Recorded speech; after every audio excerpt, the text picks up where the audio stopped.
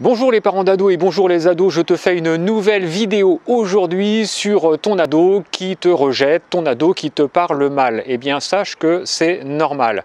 Ton ado te parle mal, ton ado te rejette, ton ado te traite de nul, eh bien c'est la phase de l'adolescence. Donc dans cette vidéo, je vais t'expliquer pourquoi il agit ainsi et peut-être qu'il va falloir te remettre, toi, parent, en question un petit peu par rapport à ce que tu es, par rapport à tes agissements. Que fais-tu, toi, en tant que parent, pour que ton ado puisse agir ainsi? Tu l'aimes trop, ton ado, et c'est pour ça qu'en l'aimant trop, eh bien, tu oublies l'essentiel, tu oublies l'éducation, tu oublies de lui imposer des limites, tu oublies de lui dire non parce que tu n'as pas envie, tu oublies d'imposer ton autorité et tu oublies de lui transmettre tes valeurs. C'est parce que tu l'aimes qu'il se met en colère. Et rappelle-toi, quand il était petit, dès que tu lui interdisais quelque chose, eh bien, qu'est-ce qu'il te disait, ton enfant? Il te disait tu es méchante, je ne t'aime plus, et puis et une heure après, il revenait vers toi, il te faisait un câlin, il te prenait dans les bras, tu étais la plus belle maman du monde ou le plus beau papa. Donc n'hésite pas à lui dire non. Donc pour ton ado, tu lui fais tout, tu lui donnes tout et ça te paraît insurmontable de lui dire non. Et tu lui fais peut-être trop et c'est ça qui pose problème. Donc la société a évolué et aujourd'hui on mise peut-être trop sur la réussite scolaire de nos enfants, ce qui leur met une énorme pression. Il a l'impression de quoi? Il a l'impression que tu lui en voudras s'il ne réussit pas. Chaque fois que tu vas lui poser la question, alors est-ce que tu as réussi, est-ce que tu as de bonnes notes, eh bien il va être stressé et il va paniquer parce que il sait que s'il rapporte de mauvaises notes ou de mauvaises appréciations, eh bien tu vas lui en vouloir.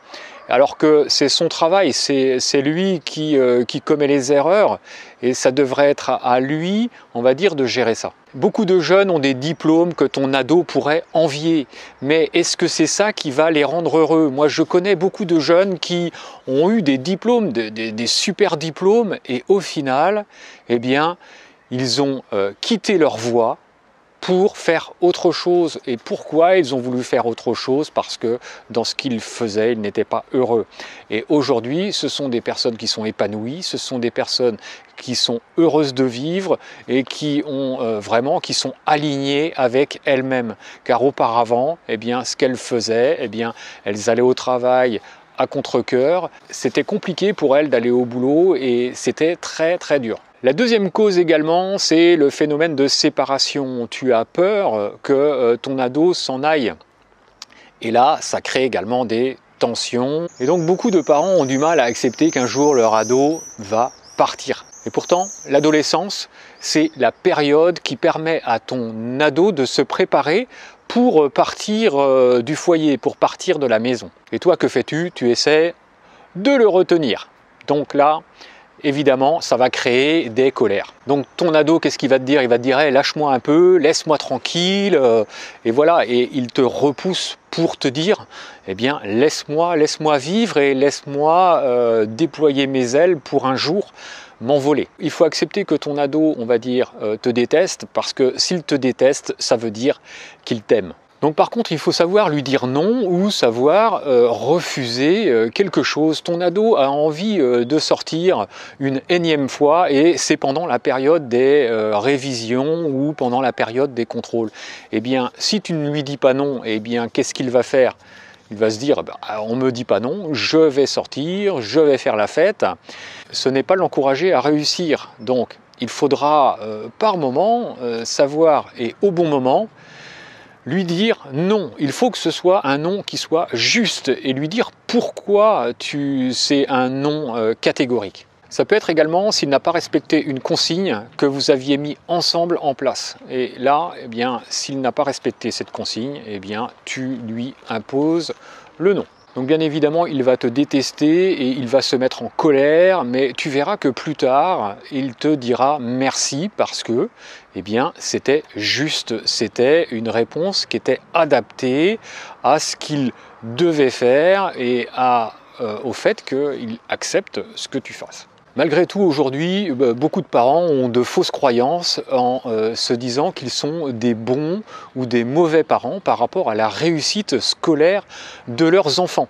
Nous, on a 4 ados et les 4 ados ont suivi des cursus scolaires différents. Ma première est partie notamment en internat et il y a eu un moment où elle l'a très mal vécu. Il a fallu qu'on gère la situation de stress qu'elle vivait. Et mes 3 garçons ont vécu une vie scolaire mais complètement différente avec des hauts et des bas.